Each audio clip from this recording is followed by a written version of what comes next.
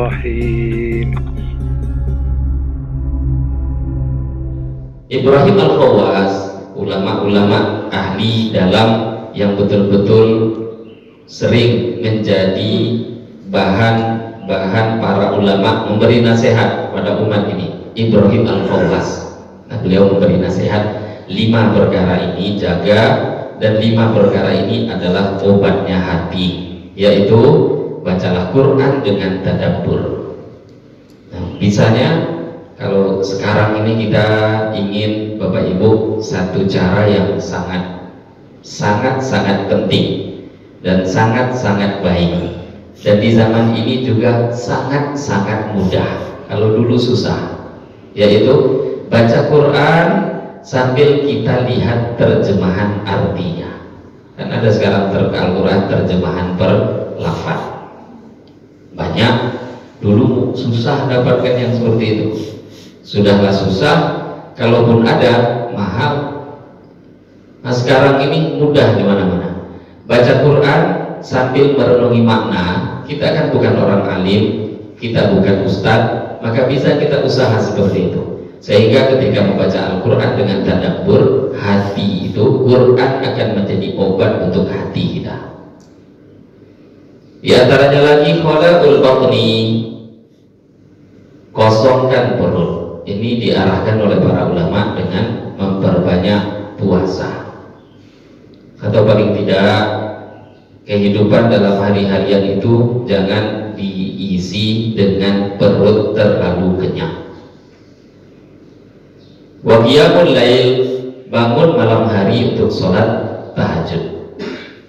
Yang ketiga. Yang keempat, tadarru' inda sahar, bangun dan bertadarru' kepada Allah sebelum waktu subuh atau waktu sahur. Jadi sahabat itu ketika sebelum subuh itu diterangkan dalam Al-Quran, mereka kerjanya sebelum subuh itu adalah beristighfar kepada Allah. Bangun tahajud malam hari, selepas itu tidur, tapi sebelum subuh sudah bangun. Wa mujalasatu sholihin, dan obat hati yang juga sangat penting, selalu duduk kumpullah dengan orang-orang soleh.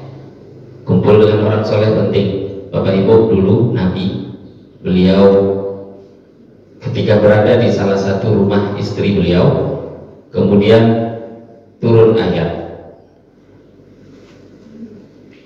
yang mana Allah Ta'ala perintahkan wasbir nafsaka ma'al ladina yad'una rabbahum bil ghadati wal 'ashyi yuriduna wajha wa la ta'tu 'ainaka 'anhum turidu zinatal hayatid dunya wa la tuti' man aghfalna qalbahu 'an dzikrina wattaba'a hawa wa kana amruhu furudha.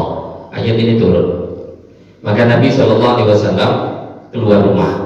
Ayat ini artinya kurang lebih, sabarkanlah diri engkau wahai Muhammad bersama dengan orang-orang yang mereka selalu berdoa kepada Tuhan mereka setiap pagi dan sore, yuriduna wajha, orang-orang itu tak mengharapkan apapun kecuali ridha Allah.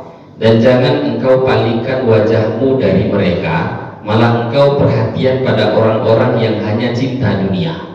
Jangan, kata Allah, tidak usah perhatikan orang cinta dunia. Kalau dalam tafsir Jalalain disebut nama di situ yang dimaksud kelompoknya Uyainah bin Hisn, orang-orang musyrik Mekah yang waktu itu. Jadi Nabi diberitahu Allah, duduk kumpullah dengan orang-orang yang selalu doa, nangis pada Allah. Akhirnya Nabi keluar rumah. Nabi cari, siapa ini orang yang aku diperintahkan duduk kumpul dengan mereka. Akhirnya jumpalah dengan beberapa orang sahabat, Bilal bin Rabah, Ammar bin Yasir, Abdullah bin Mas'ud, Suhaib Ar-Rumi. Ini orang-orang lemah, orang-orang miskin, bahkan budak. Akhirnya Nabi pun nengok sahabat sedang kumpul, Nabi duduk di sana. Dan setelah duduk, Nabi SAW mengatakan, segala puji bagi Allah yang mewujudkan di kalangan umatku orang-orang yang aku diperintahkan duduk kumpul dengan mereka. Jadi Nabi dulu, ini Nabi kita, itu pun disuruh cari duduk kumpul dengan majelis-majelis orang soleh. Kira-kira kita bagaimana? Bapak Ibu, zaman ini apa ada majelis orang soleh selain masjid? Perkumpulan orang soleh di masjid isinya. Kita bukan mengatakan diri kita soleh, tidak, tapi kita mengumpulkan, menggabungkan diri kita ini dengan orang-orang soleh. Tempat perkumpulan orang soleh itu masjid, terutama sholat berjamaah. Sholatul jamaah, perkumpulan orang-orang soleh di permukaan dunia. Kalau kita sering-sering berkumpul dengan orang soleh, itu akan menjadi obatnya hati. Dan Nabi SAW itu sering duduk kumpul dengan orang-orang soleh, dan itu perintah Allah.